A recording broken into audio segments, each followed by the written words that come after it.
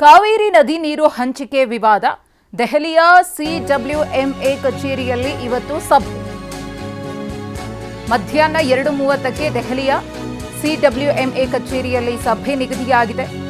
ತಮಿಳುನಾಡಿಗೆ ಕಾವೇರಿ ನೀರು ಹರಿಸುವ ಕುರಿತು ಚರ್ಚೆ. ಮಹತ್ವದ ಸಭೆ ಇದು.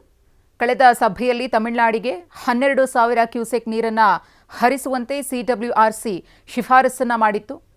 ಈ ಶಿಫಾರಸನ್ನು ಪಾಲಿಸುವಂತೆ ಸಿಡಬ್ಲ್ಯೂಎಂಎ ಕೂಡ ಕರ್ನಾಟಕಕ್ಕೆ ಸೂಚನೆಯನ್ನ ನೀಡಿತ್ತು. ಆದರೆ ಸದ್ಯದ ಪರಿಸ್ಥಿತಿಯಲ್ಲಿ 12,000 ಕ್ಯೂಸೆಕ್ ನೀರನ್ನು ಹರಿಸೋದಕ್ಕೆ ಸಾಧ್ಯವಿಲ್ಲ ಅಂತ ಕರ್ನಾಟಕ ಮೇಲ್ಮನವಿಯನ್ನ ಸಲ್ಲಿಸಿದ್ದು, 12,000 ಬದಲಿಗೆ 6,000 ಕ್ಯೂಸೆಕ್ ನೀರನ್ನು ಹರಿಸಲು ಅವಕಾಶ ಕೊಡಿ ಅಂತ ಮನವಿಯನ್ನ ಮಾಡಿದೆ. ಈ ಹಿನ್ನೆಲೆಯಲ್ಲಿ ಇವತ್ತು ಸಿಡಬ್ಲ್ಯೂಎಂಎ ಸಭೆ ನಡೀತಾ ಇದ್ದು, ಈ ಸಭೆಯತ್ತ ಎಲ್ಲರ ಚಿತ್ತ ಇದೆ.